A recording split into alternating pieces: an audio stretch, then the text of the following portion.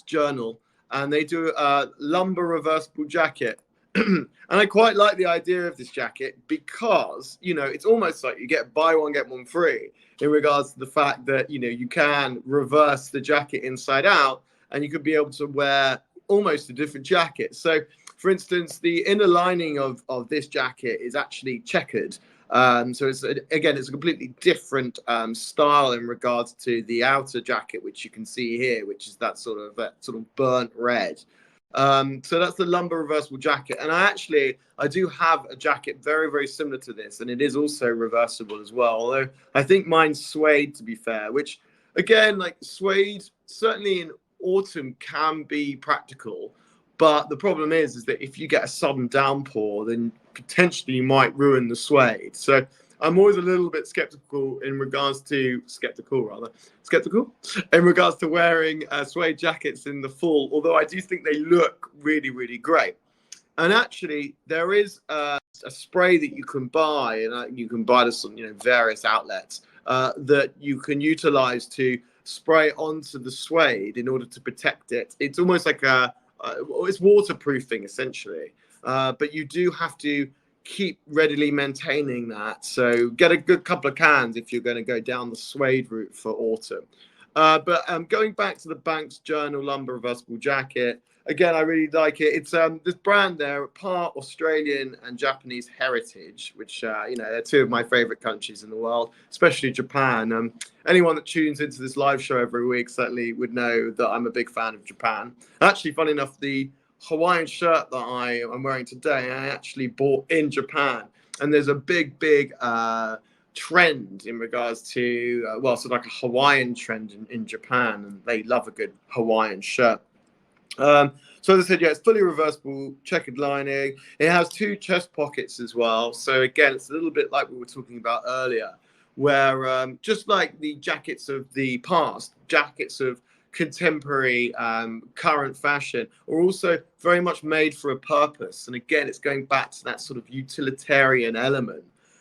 So those two outer patch pockets, again, they're really great for holding things like pens, for instance, and small notebooks, mobile phones, possibly car keys. So again, a lot of these jackets, they all serve that sort of utilitarian purpose. You can wear them on a day in, day out basis.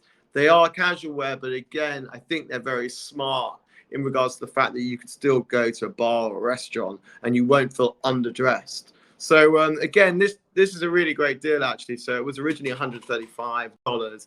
It's now going for $80.75.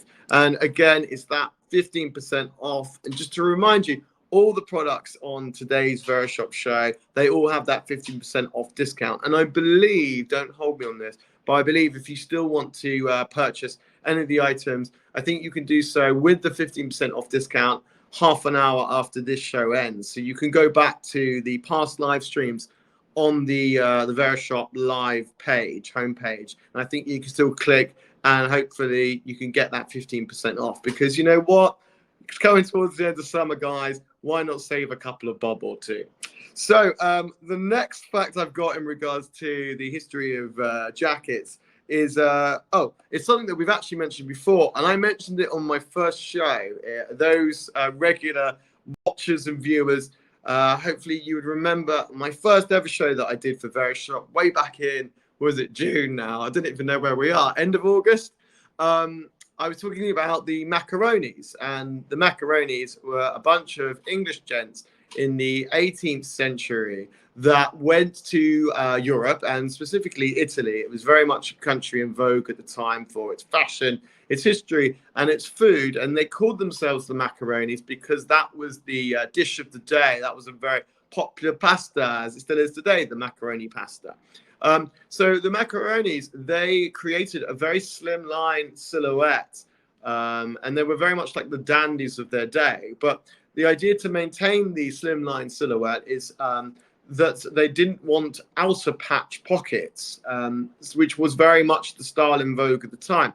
And they decided that they wanted to maintain a very slim, straight silhouette. So they actually got their tailors to put the pockets internal.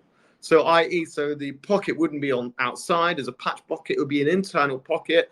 And therefore, they created that slimline figure, and they wouldn't break the line. So when we talk about men's suiting and women's suiting as well, the idea of breaking the line would mean that there'd be a patch pocket on the outside. But this was a very, very slimline silhouette. So that's it. So it's called breaking the line, and that's why today, thanks to the macaronis, we still have internal suit jacket pockets. So thank you very much, guys. Okay, moving on to another one of my favorite brands, and we have spoken about this brand